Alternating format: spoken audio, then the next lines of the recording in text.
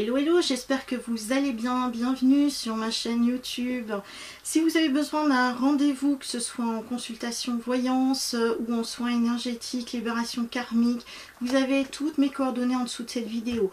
À savoir que j'organise très régulièrement aussi des formations, qu'elles soient individuelles ou collectives, que ce soit en cartomancie, en médiumité, en soins énergétiques ou autres.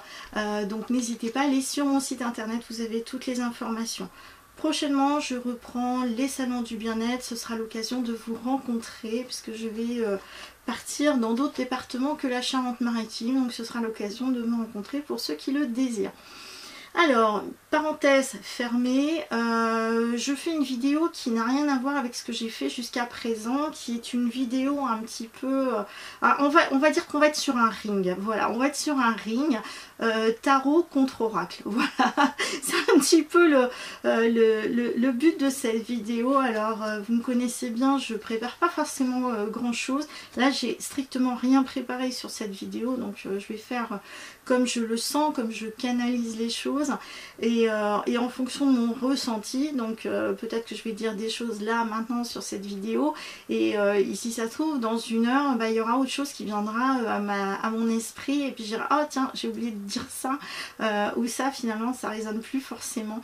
Donc là on est parti sur un combat de boxe finalement, Tarot contre oracle. Alors personnellement j'utilise les deux et je trouve de l'intérêt dans les deux. Je ne suis pas une pro-oracle ou une pro-tarot de Marseille. Les deux ont une vibration intéressante, sont totalement complémentaires.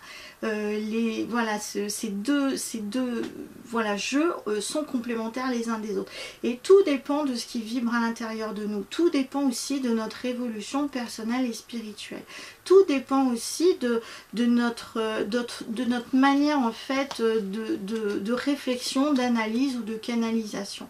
Puisque ce qu'il faut savoir, c'est qu'on peut avoir quelqu'un qui est un très bon cartomancien ou cartomancienne, qui est quelqu'un qui va véritablement interpréter les jeux et il n'est pas forcément médium. Le médium, c'est celui vraiment qui va canaliser finalement des informations, qu'elles soient des guides ou qu'elles soient finalement de personnes qui sont décédées. Le voyant, lui, il va aller voir le passé, le présent et l'avenir avec ou sans support. Voilà, je ferme cette petite parenthèse. C'est ce genre d'informations et d'explications que je fais lors des journées de formation que je propose. Donc en tout cas concernant le tarot et les oracles, bon, on va faire une petite comparaison. Alors je vous ai pas sorti tous les jeux que j'ai parce que c'est juste impossible. Il faut savoir que j'ai entre 80 et 90 jeux à l'heure actuelle, que ce soit mélangé entre les tarots et les oracles. Donc c'est en fonction de, voilà, c'est un coup de cœur. Alors voilà, il y a des passionnés et moi je suis une véritable passionnée de jeux et le problème c'est qu'aujourd'hui ils en sortent tous les jours des plus beaux et c'est un petit peu la difficulté, c'est qu'aujourd'hui on va se retrouver face à des jeux qui sont juste extraordinaires, qui peuvent nous appeler soit en termes de couverture ou de titre et finalement à l'intérieur il n'y a pas forcément grand chose. Moi j'ai plusieurs oracles en tout cas à la maison.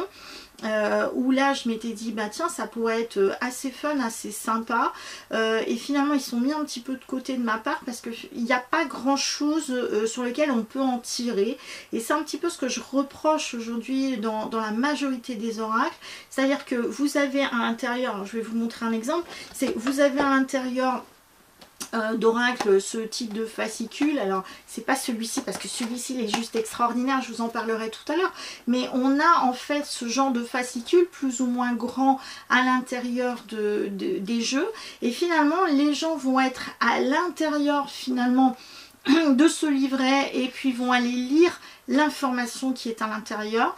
Ou tout bêtement on peut avoir aussi des oracles où il y a finalement une phrase ou différentes phrases qui vont donner en fait l'information de l'énergie du moment. Sur le moment ça va vous parler ou pas, mais simplement on n'est pas dans de la guidance, on n'est pas dans quelque chose qui peut être véritablement de la voyance, une analyse, voilà, on ne va pas aller très loin, mais ça pourrait être un support intéressant dans une complémentarité d'un tirage par exemple de cartes ou d'une canalisation que l'on peut avoir en tant que médium. Donc on ne peut pas dire, moi je vois beaucoup de personnes, alors sans vouloir critiquer, c'est je vois quand même des personnes parfois qui exposent sur des salons du bien-être et qui sont parfois avec leur livret. Voilà, je vais lire un petit peu ce qu'il y a à l'intérieur du livret. Donc ça veut dire déjà, que la personne ne connaît pas ce jeu, n'a pas forcément de canalisation, n'est pas inspirée par le jeu. Et moi, dans ces cas-là, je n'ai pas tellement envie d'aller voir ce genre de personnes. Donc là, faites attention de ce côté-là, parce qu'on peut finalement se retrouver face à quelqu'un qui démarre, qui a un truc, mais il ne va pas aller chercher plus loin que le bout de son nez. Et c'est plutôt ennuyeux. Donc les livrets, ils sont intéressants aussi d'être lus, d'être consultés, puisqu'il ne faut pas oublier non plus que c'est un travail, c'est que le créateur de cet oracle, il a fait quelque chose, il a fait un travail qui est juste extraordinaire, et c'est sa vibration à lui, et donc il a voulu faire apparaître quelque chose.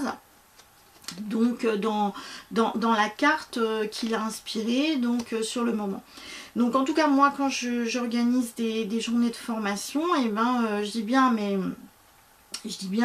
aux stagiaires qui sont là, aux élèves, parce que le but de ces formations c'est justement d'ascensionner, de grandir, de s'élever.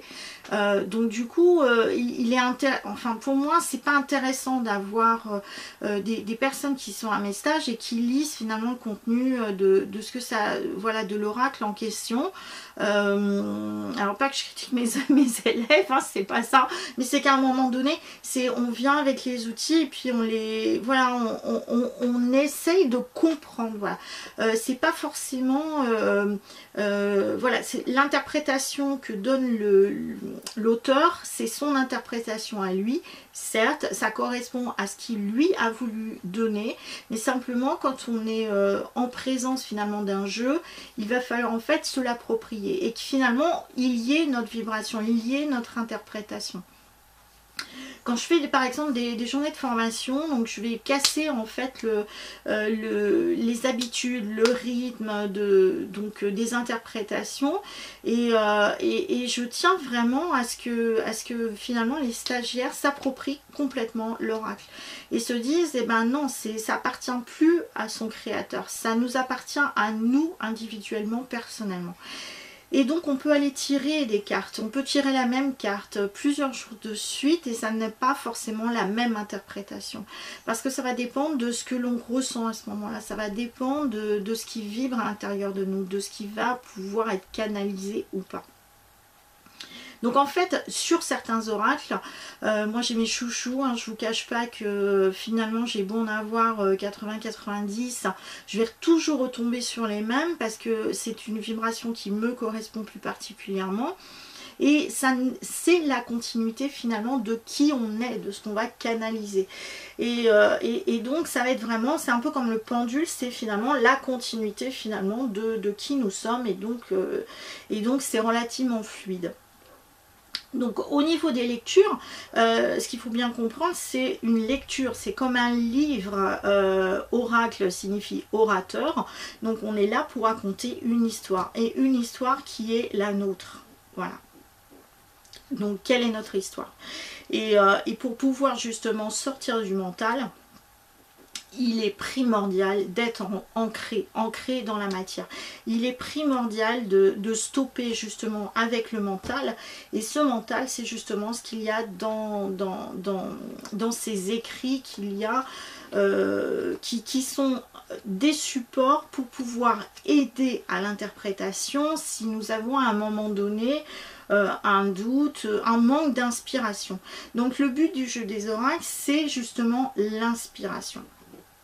Le but du tarot de Marseille, donc le tarot de Marseille, il a une histoire lui aussi, on conte une histoire, on raconte une histoire, tel je vais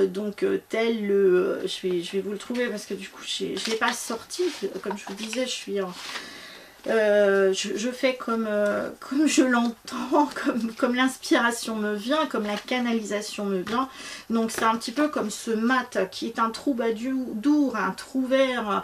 Donc voilà, ça correspond finalement à un vagabond qui va aller de page en page et va nous raconter une histoire.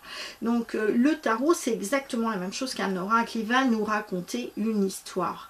Donc avant on nous appelait les voyants, voilà, c'était pas le terme le voyant, mais c'était celui qui voit, mais l'oracle c'était l'orateur, celui qui va aller donc donner l'information, raconter l'histoire.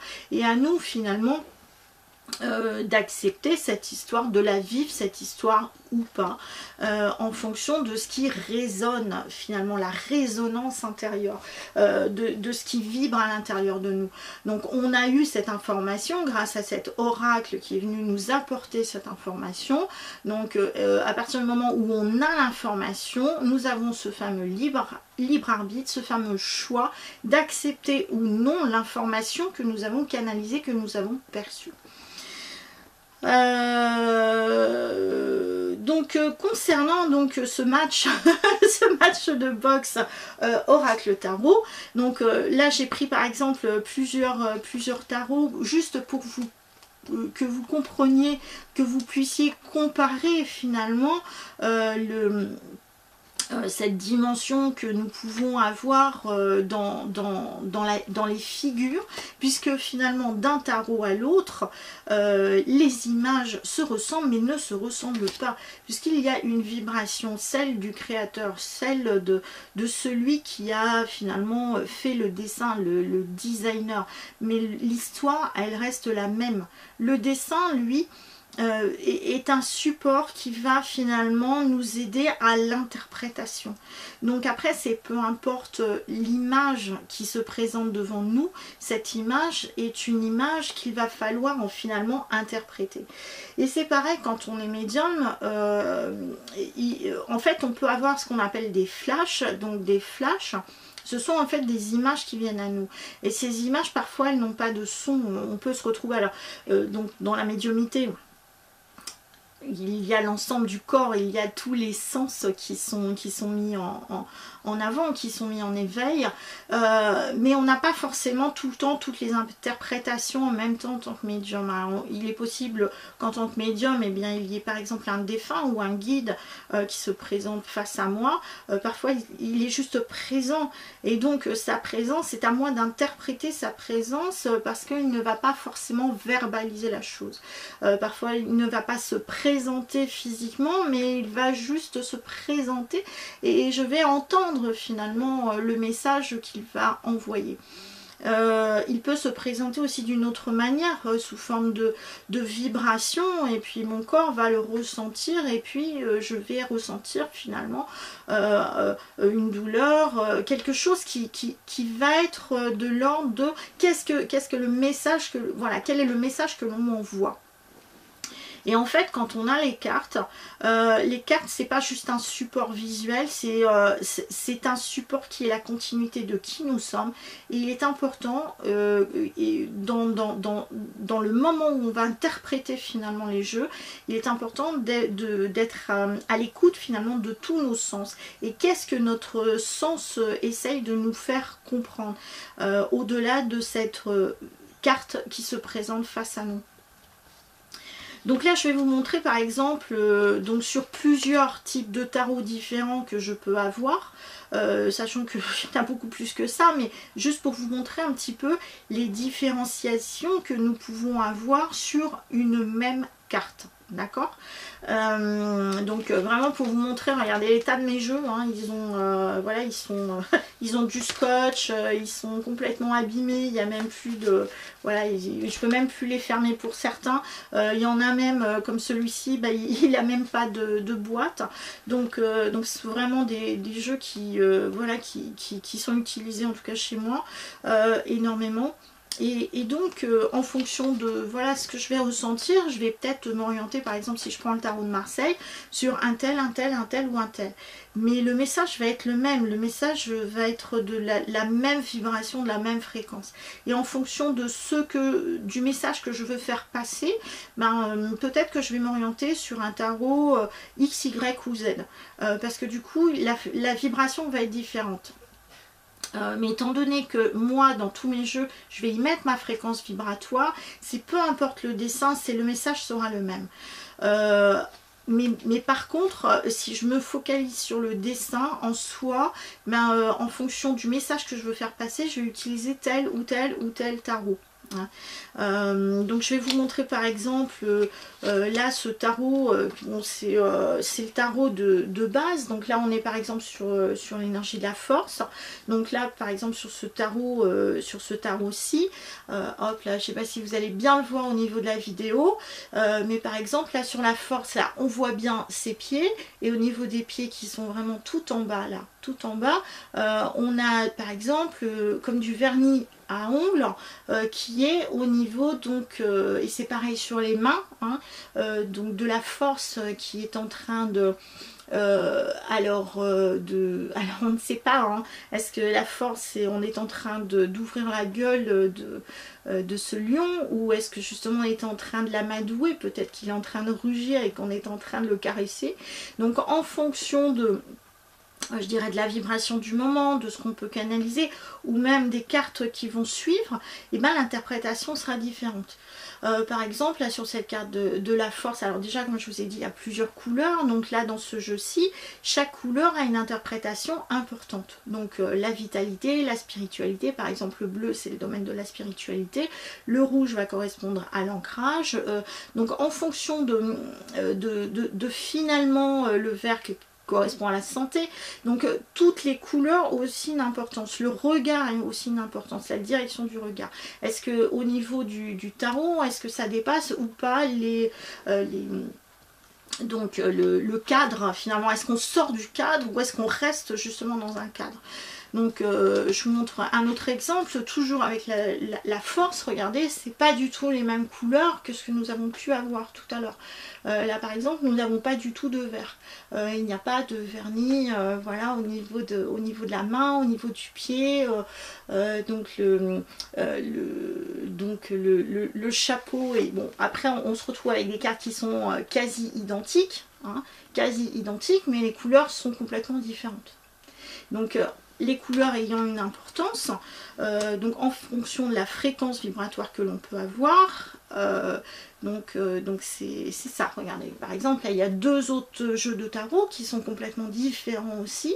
Nous n'avons pas du tout les mêmes couleurs. Et puis, et donc, je crois que sur un, voilà, donc sur celui-ci, par exemple, nous avons le manteau il sort pas du cadre. Donc, sur ce jeu-là, le manteau rouge ne sort pas du cadre. Donc, mais par contre, ce que l'on voit derrière, c'est la continuité finalement de ce lion qui finalement passe entre les jambes de ce personnage. Et donc, on peut avoir une interprétation qui est différente de ce que l'on peut avoir finalement, ou pas, qu'il peut y avoir finalement au niveau du tarot. Je vous présente par exemple d'autres jeux de tarot. Hein, d'autres jeux de tarot, comme par exemple le tarot Nefertiti, qui est juste sublime, en plus il brille, moi j'adore ce tarot là. Mais quand on voit par exemple, hop là, je vous présente le lion ici, donc là on n'est pas du tout dans les mêmes directions. Regardez ça, les personnages ne regardent pas du tout dans les mêmes directions. Donc du coup la fréquence vibratoire du jeu n'est pas du tout la même. Dans quelle direction on regarde? Est-ce qu'on regarde vers le passé? Est-ce qu'on regarde vers le futur? Est-ce que finalement donc ce lion, est-ce que c'est un lion que l'on dompte ou pas? Quand on va aller chercher par exemple sur le tarot du chercheur de vérité, alors ce tarot là il a juste des lames qui sont sublimes parce que c'est très coloré, on a une certaine douceur dans ce type de jeu. Donc ce type de jeu est beaucoup plus moderne et peut correspondre finalement à, l'essence d'aujourd'hui, où finalement le tarot, je dirais à la base, c'est quand même quelque chose d'assez violent. Donc quand on a ce type d'image à côté, on se retrouve finalement plus avec des images d'oracle, où là l'interprétation est beaucoup plus facile pour par exemple un débutant. Donc là on se retrouve finalement avec un jeu qui est à la fois un oracle et à la fois un tarot de Marseille, puisque ça nous tend vers le tarot de Marseille, mais avec une certaine des images qui vont aider à l'interprétation de l'histoire qui est la nôtre.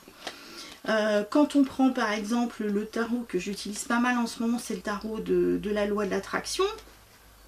Là, sur le tarot de la force, on voit bien ici que cette femme est en train finalement d'être en harmonie totale avec ce lion. Et le lion devient un petit peu comme un animal de compagnie. Même si on voit que tout autour, ce n'est pas toujours facile. Même si c'est compliqué tout autour, parce que l'image n'est pas forcément très belle tout autour.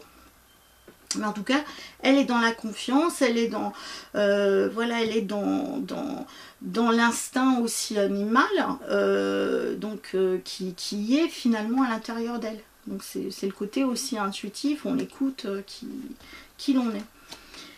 Si on prend par exemple un oracle, comme par exemple l'oracle G, comme je vous ai dit, hein, mes jeux ils vivent chez moi.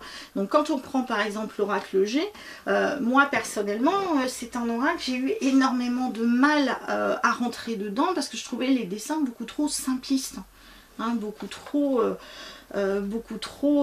enfantins. Voilà, quand on a ce type d'image, on se dit mais qu'est-ce qu'on va en faire? Quand on prend par exemple la carte du lion, alors étonnamment dans l'oracle G, c'est le même numéro. Hein. La force, la carte de la force au niveau du tarot, c'est le chiffre 11. L'oracle G, c'est le chiffre 11 aussi. Ça, c'est intéressant. De comparer aussi certains oracles avec le tarot de Marseille. Donc, quand on veut aller pousser encore un petit peu plus loin, on va aller jusqu'en numérologie. Donc, c'est 2 fois 1, hein, finalement, le 11, puisqu'en numérologie, on s'arrête au chiffre 9. Donc là, sur le 11, on est sur un métronome, donc on ne va pas parler de numérologie aujourd'hui, mais c'est intéressant aussi d'avoir des notions de numérologie quand on va dans les interprétations de cartes. Donc là, nous avons un lion. Donc quelqu'un qui ne veut pas aller par exemple de suite sur des interprétations du tarot de Marseille, qui va s'orienter vers des oracles, eh ben on va se retrouver face à ce lion. Donc l'objectif c'est d'essayer de comprendre qu'est-ce que ce lion veut nous dire. Donc on va faire finalement comme à l'école, comme avec donc une maîtresse face à ses élèves. Et donc l'institutrice va dire voilà, vous avez une image, nous avons ici un animal. Qui est cet animal? Donc là, les élèves vont dire c'est un lion. Ok, donc le lion est un animal. Ok, dans quel pays il vit ce lion-là? Est-ce qu'il vous inspire confiance ou pas confiance? Est-ce qu'il a l'air sympathique ou pas sympathique? Dans quelle direction il regarde? Etc. etc. Donc à partir du moment où nous avons ce type d'informations et que nous allons nous poser des questions, nous allons finalement faire appel à notre imagination aussi, en disant mais finalement ce lion il a peut-être une histoire à nous raconter. Qui est-il? Est-ce que finalement c'est un animal de compagnie? Est-ce que ce lion, c'est nous? Est-ce que finalement il nous inspire confiance ou pas confiance? Peut-être qu'il a mal ce lion, peut-être qu'il a envie d'être caressé ce lion, peut-être qu'il a envie d'être amadoué ou peut-être qu'il a envie d'être adopté.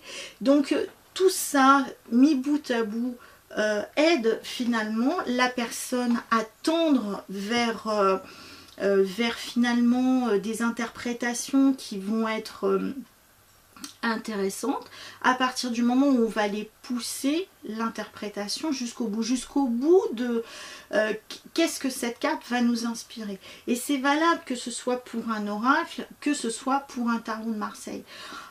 Chaque oracle est différent, donc il y a des oracles où il n'y a pas grand chose à dire. Quand on a des oracles par exemple comme l'oracle G, où là, par exemple, là je vais prendre cette carte-là, où nous avons une femme, alors là je l'ai mise à l'envers, donc en fonction aussi du jeu, on peut le lire à l'envers, à l'endroit, les interprétations vont être différentes. Quand on a juste ce type de dessin, il va falloir aller pousser, dans qu'est-ce que cette femme nous inspire. Est-ce qu'elle est jeune, est-ce qu'elle n'est pas jeune, est-ce qu'elle est déterminée, est-ce qu'elle est sensible, est-ce qu'elle est... donc tout ça, ça va venir chercher loin.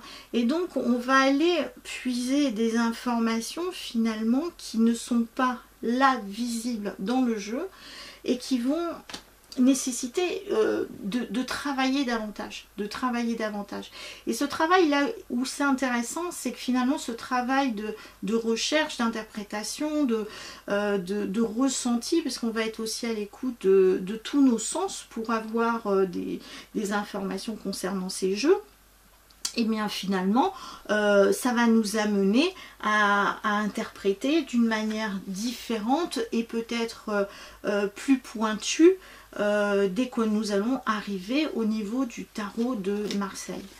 Donc là je reprends par exemple un autre jeu de tarot où là alors hop, voilà, je vais vous montrer deux cartes qui correspondent à la lune, qui sont complètement opposées. Vous voyez bien qu'au niveau des couleurs c'est complètement différent. Les cartes sont quasiment identiques puisque nous avons deux chiens, enfin les cartes là sont totalement identiques en dehors des couleurs qui sont différentes. Il n'y a pas grande différence entre ces deux jeux en dehors des couleurs par exemple. Si on va prendre ce tarot-ci, hop là, hop, ces deux tarots-là, là nous avons une véritable différence puisque là au niveau du soleil nous avons des gouttelettes d'eau qui montent vers le haut, et contrairement à celui-ci, hop là, pardon, celui-ci où il n'y en a pas du tout. Est-ce que l'interprétation est différente ou pas? La fréquence vibratoire est-elle différente ou pas?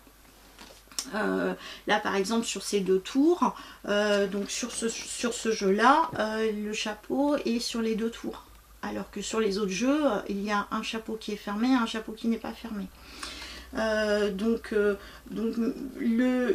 la chose est complètement différente. Enfin, les interprétations peuvent être légèrement variées en fonction de ce qui ressort.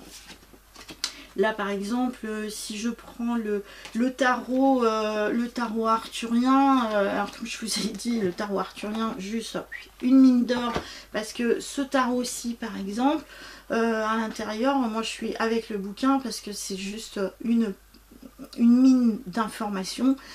Au-delà du tarot, c'est les mythes de la légende du roi Arthur et de la table ronde, donc on va relativement loin aussi dans une voilà, dans une lecture passionnante de la quête du Graal, quoi. Ce tarot, c'est juste un truc, enfin un jeu extraordinaire.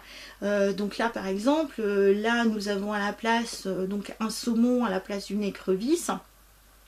Donc au niveau du tarot arthurien, ça a une signification symbolique, mythologique, puissante. Donc, mais on va retrouver finalement ces deux tours, cette lune, et donc dans la lune nous avons un enfant, alors que dans les autres nous avons, alors on pourrait dire que c'est un enfant ou peut-être que c'est la maman, mais en tout cas on retrouve cette symbolique là ici. Les chiens par contre ont disparu sur cette carte là. Mais c'est pas grave puisque l'interprétation est différente. Si on prend par exemple le tarot de Nefertiti, ici nous n'avons plus le fleuve, nous n'avons pas le Nil, alors à moins que le Nil ce soit ici, qui soit représenté par de l'or, ce qui est possible aussi. Voilà, j'y ai pas pensé, mais peut-être que le Nil correspond à cet ordre qui est là, ou pas. Donc peut-être à nous d'imaginer le Nil qui est juste devant. Les chiens qui regardent dans deux directions différentes, et nous pouvons retrouver les gouttelettes d'eau ici qui sont représentées par des, je ne vais pas dire de bêtises, oui, enfin oui, on a quelques gouttelettes, mais alors vraiment faut les deviner. Et puis les tours ont été remplacés par des pyramides. Là par exemple sur ce tarot-ci, qui est très très doux, on retrouve les chiens, on retrouve l'eau, et les gouttelettes ont été transformées par des petits nuages. Et autrement l'interprétation est exactement la même.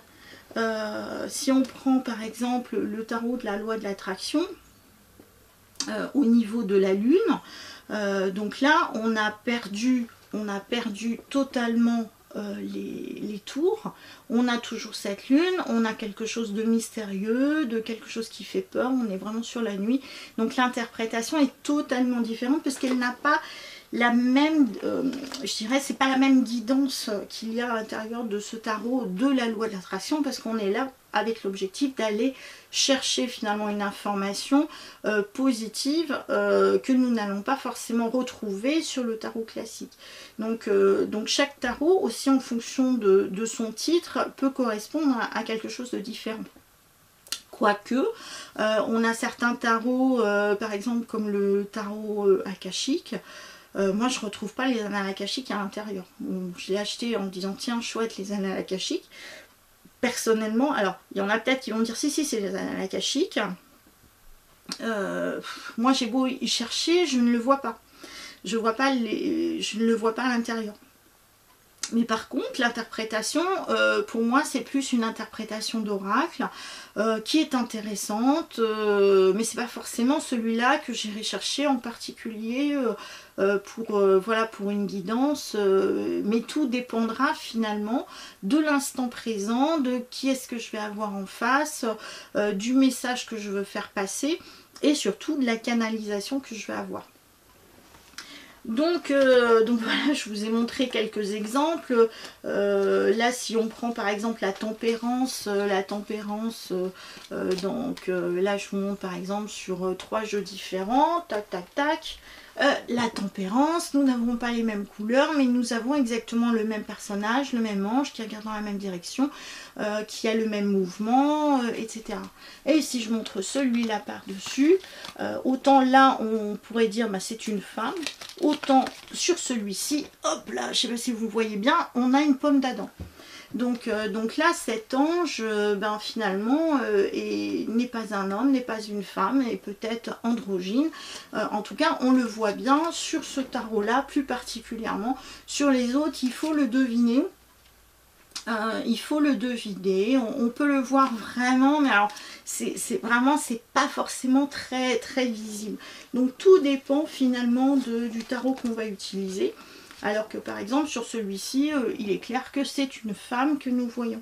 Hein. Sur celui-ci, voilà, on n'est pas du tout sur la même dynamique, mais on retrouve finalement cette énergie d'eau, on a une femme, et en tout cas qui désire aussi s'élever et sortir finalement de sa grotte pour pouvoir s'élever. Donc cette bataille cette bataille tarot astro, pas astro pardon, tarot oracle, je dirais que c'est en fonction de ce que voilà de ce qui vibre à l'intérieur de vous, de votre évolution de l'instant présent, si ça vous parle ou si ça ne vous parle pas. Mais je pense qu'à un moment donné, si on veut avancer, si on veut évoluer dans sa quête du Graal, finalement, comme le tarot arthurien, si on veut avancer pour partir à la quête du Graal, à un moment donné, vous risquez d'être bloqué au niveau des oracles. C'est-à-dire qu'à un moment donné, il va falloir basculer, il va falloir avoir ce switch finalement qui dise « Ok, maintenant je vais peut-être me concentrer, je vais peut-être m'orienter en direction du tarot ». Et là, on peut, voilà, on peut être beaucoup plus dans l'analyse, dans une analyse qui va être beaucoup plus profonde, beaucoup plus subtile, beaucoup plus recherchée, puisque le moindre petit détail, même dans un oracle, le moindre petit détail a une importance. Le moindre petit détail, voilà. Là je peux pas trop vous montrer sur ce type d'oracle, mais en tout cas parce que là c'est un tarot mais donc sur certains oracles on a des détails mais qui sont qui sont juste d'une justesse incroyable et qui a une importance donc pour l'interprétation. Voilà, peut-être je vais prendre par exemple ce tarot voilà, du tarot de la loi de l'attraction, où là nous avons un puzzle. Donc là on voit que ce sont, là c'est la carte 21, hein. On voit qu'il y a quelqu'un qui a une pièce de puzzle et en fait le puzzle est en train de se terminer.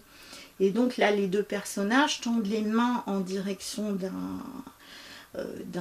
comment dire, d'un château ou d'un rocher, et juste derrière ce rocher nous avons un arc-en-ciel. Donc nous avons quand même pas mal d'ombre sur cette carte là. Donc qu'est-ce que l'on peut en tirer? Si on ne connaît pas le tarot de Marseille, qu'est-ce que l'on peut en tirer? Alors déjà on peut en tirer des choses qui sont en lien avec le passage. On passe de l'ombre à la lumière. Il y a eu une évolution aussi. Au départ nous étions des enfants et nous avons évolué. Nous avons évolué d'une manière spirituelle parce que ces enfants ont des ailes. Donc ce sont aussi des anges. Ces anges sont là aussi pour nous aider. Même s'il y a des moments où c'est sombre dans notre vie. L'arc-en-ciel peut symboliser par exemple après la pluie vient le beau temps. Donc cette pièce de puzzle, c'est que tant qu'il n'y a pas toutes les pièces, nous n'avons pas le fameux diplôme de la carte 21. Cette pièce, elle est mise par une main d'un individu, d'un homme, et c'est peut-être nous.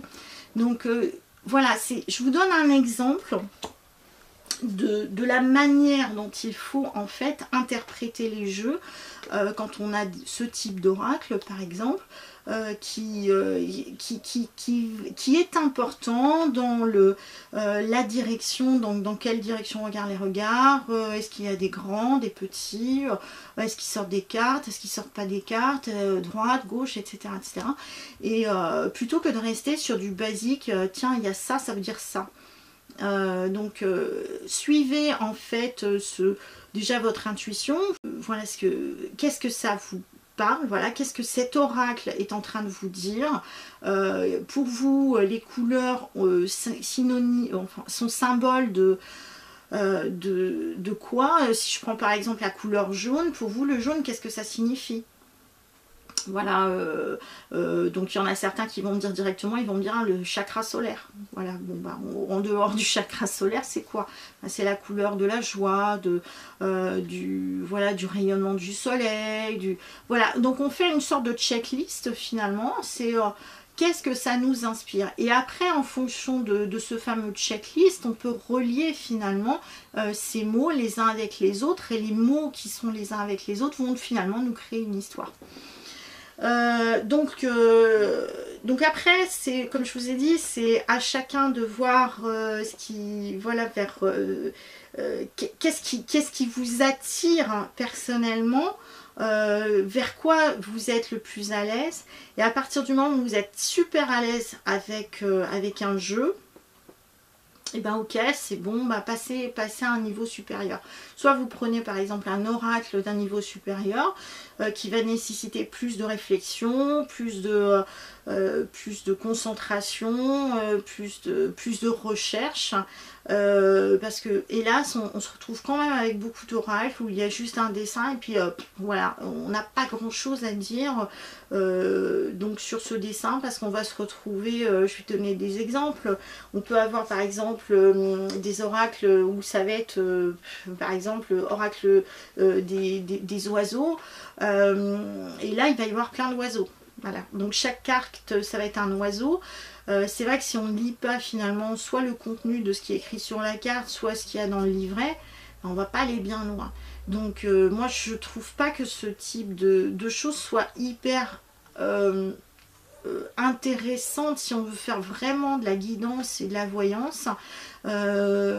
Sauf si on a je dirais un message à recevoir dans l'instant et que c'est toc voilà, journalier ou une fois de temps en temps on se dit tiens, quel est le message du jour, tiens ça me parle, c'est peut-être ça en effet sur quoi je dois travailler, mais ça s'arrête là et on n'ira pas bien loin dans les interprétations. Donc voilà, j'espère que cette vidéo vous a plu. Mais je sais pas, il y avait quelque chose qui me disait non mais c'est bon quoi, on arrête un petit peu cette battle entre les oracles et les tarots. Moi j'y prends du plaisir aussi bien pour l'un que pour l'autre. Et à partir du moment où on y prend du plaisir et on commence un petit peu à fouiller, qu'on fouille un petit peu pour essayer de comprendre ce qu'il peut y avoir derrière, et ben c'est juste extraordinaire. Voilà. Après je ne cache pas que les contenus des livrets qui sont mis à l'intérieur des oracles, bah, c'est pas que ça a aucun intérêt, ça a un intérêt, c'est quelque chose quand même d'important puisque l'auteur, le créateur en tout cas, a voulu faire passer un message à travers ce jeu. Donc en tout cas je respecte tout ce qui a été fait, tout ce qui a été écrit, et je trouve que c'est important d'aller respecter justement les créateurs. C'est un petit peu comme si on prenait Picasso et Picasso, ben, il a beaucoup été décrié, enfin que ce soit lui ou même d'autres, hein, que ce soit des compositeurs, que ce soit des chanteurs, que ce soit des peintres, des sculpteurs. Parfois ils n'ont pas eu, donc tous ces artistes qui n'ont pas eu forcément de leur vivant, je dirais la reconnaissance de leur art, et puis tout d'un coup ça ressort à un moment donné en disant mais c'était un génie quoi. Donc en tout cas voilà, chaque jeu a une âme, a une fibre, et en tout cas moi je tire mon chapeau à tous ceux qui font donc ces jeux, qu'ils soient tarot ou oracle, parce que c'est juste formidable. Après c'est à nous de voir est-ce que ce jeu nous correspond ou pas, est-ce qu'en effet je vais pouvoir en tirer quelque chose ou pas. En tout cas, ça mérite d'y prêter attention, que ce soit au niveau des tarots ou que ce soit au niveau des oracles. Voilà. Je vous souhaite une bonne fin de journée. Je vous dis à très bientôt dans une prochaine vidéo. En tout cas, ce ne sera pas une battle tarot oracle. Ciao, à bientôt!